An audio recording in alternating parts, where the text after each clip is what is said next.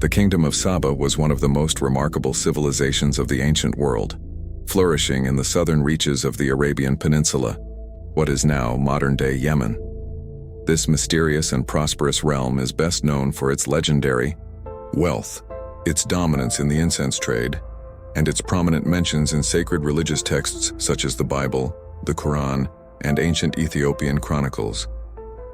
Rising to power around the 12th century BCE, Saba was strategically located along the vital incense trade routes that linked the Middle East with Africa and South Asia.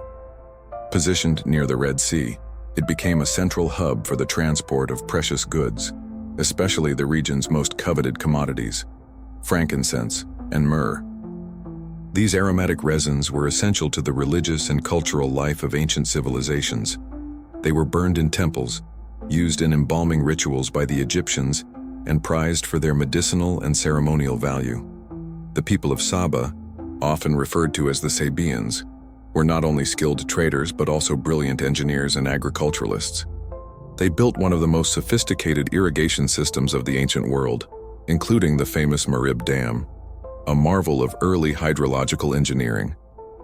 This massive reservoir collected seasonal rainwater and distributed it across the arid plains, transforming the region into fertile farmland and enabling the kingdom to thrive in an otherwise harsh environment. Saba's political structure was unique, a theocratic monarchy in which rulers held both political and religious authority. Kings and queens of Saba bore the title Mukarib, signifying their dual role as sovereign and high priest. The society itself was organized into a strict hierarchy of clans and tribes. At the top were the ruling elites and powerful merchant families who controlled trade and land. Below them were skilled workers, farmers, and caravan guides who maintained the backbone of Sabean society and commerce. Thanks to its incense wealth and agricultural surplus, Saba evolved into a dominant power in long-distance trade. Sabean caravans traveled hundreds of miles across scorching deserts and rugged highlands, transporting loads of precious resins to Red Sea ports. From there, goods were shipped to the temples and courts of Egypt, Mesopotamia, and even Greece and Rome. The Kingdom of Saba left behind a legacy carved into stone inscriptions, oral legends, and religious scriptures. It is even linked to the enigmatic Queen of Sheba, a powerful monarch who, according to tradition, visited King Solomon in Jerusalem, bearing treasures from her rich homeland.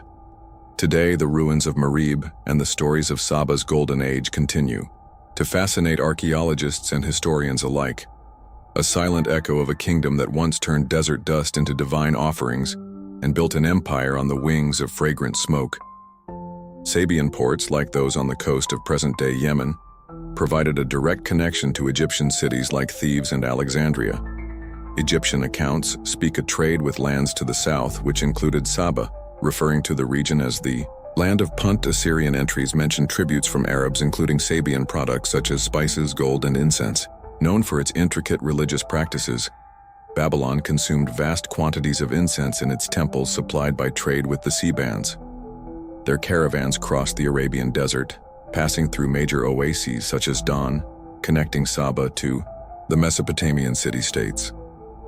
Saba enjoyed a dynamic trade with India, swapping incense and myrrh for spices, fine fabrics, precious stones, and ivory.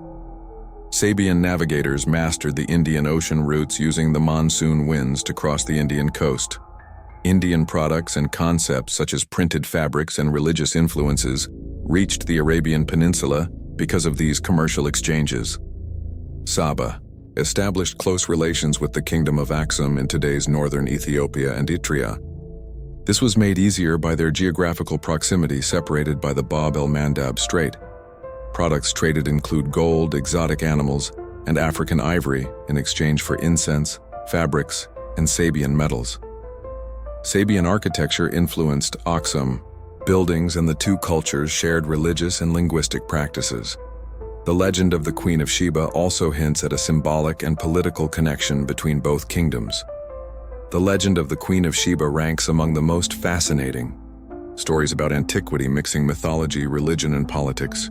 This eerie figure, known as Makkah in Ethiopian tradition and Bilqis in the Quran, is quoted in biblical, Islamic, and Ethiopian texts, with regional adaptations that embellish her narrative. The legend opens with King Solomon, the wise and powerful, monarch of Israel whose reputation as a righteous ruler and holder of great wisdom spread to all known lands. The Queen of Sheba heard about Solomon from merchants who praised his divine wisdom and unrivaled wealth. She became curious and skeptical, but decided to visit him. Some reports say that she wished to challenge Solomon with riddles to test his wisdom, whereas others suggest that she was looking to establish a business alliance or obtain political and spiritual advice. The journey of the Queen of Sheba to Jerusalem is depicted as monumental. She arranged a large caravan loaded with sumptuous gifts including gold, rare spices, precious stones, and incense. This demonstration of power and wealth was not only a diplomatic gesture, but also an affirmation of her position as ruler of one of the most prosperous kingdoms in the world. The journey was challenging and lengthy, passing through deserts and mountains, but finally, the queen arrived at Solomon's palace. Upon her arrival, the Queen of Sheba was welcomed with great honor. Solomon's palace was splendid with polished glass floors reflecting light like water. In one well-known story, when the queen entered the palace, she mistook the floor for a lake and raised her robe, revealing her ankles. This represented her admiration for the king's power and ingenuity. While she was there, she tested Solomon with difficult enigmas and questions. Solomon answered them all with clarity, deeply impressing the queen. According to the Bible in the Quran, it is said that Solomon resorted to divine magic to impress her. In Ethiopian tradition, she described in the sacred text Kabra Nagas the relation between Solomon and the Queen of Sheba extended beyond diplomacy. After several intellectual discussions, Solomon was captivated by the queen's intelligence and beauty. This version suggests that they spent a night together before his departure. Makkah later discovers that she is pregnant and returning to her kingdom. She gives birth to a son called Menelik I. Once Menelik grew up, he traveled to Jerusalem to meet his father. Solomon welcomed him with joy, and according to legend, sent him back to Saba with the Ark of the Covenant, which was allegedly taken to Aksum in Ethiopia. This event is essential in Ethiopian tradition, as Menelik is considered the founder of the Solomonic dynasty, which would rule Ethiopia for centuries. While the historicity of the Queen of Sheba is debated, the story reflects the commercial and cultural relations between Sheba and the Near Eastern kingdoms. The Sabeans were polytheists worshipping divinities such as the moon and fertility god Amakwa, the war deity Ar, and the sun goddess Shams, who symbolize light and justice. Their temples were worship places and administrative facilities. The Sabeans were also known for their architectural monumentality. For example, the Temple of the Almakwa was a particularly important religious and political center. The Sabean script, founded on a Semitic alphabet, served to document political, economic, and religious events in massive inscriptions, many of which have been found in archaeological ruins. The collapse of Saba began towards the end of the first millennium BC. This was brought about by factors such as the changing trade routes, which favored the Red Sea and the Persian Gulf, and the deterioration of the irrigation system. By the 6th century of the Common Era, the destruction of the dam brought by negligence and possible natural disasters dealt a fatal blow to Saba's agricultural economy. The Himyar Kingdom, a neighboring state, eventually absorbed Saba around the 3rd century CE, marking the end of the kingdom's independence. While the kingdom of Saba had disappeared, its influence lingers on in several cultures and traditions in present-day Yemen. Many of the Marif ruins and other archaeological sites are still being excavated. Its wealth and sophistication continue to inspire scholars and fuel legends in the popular imagination.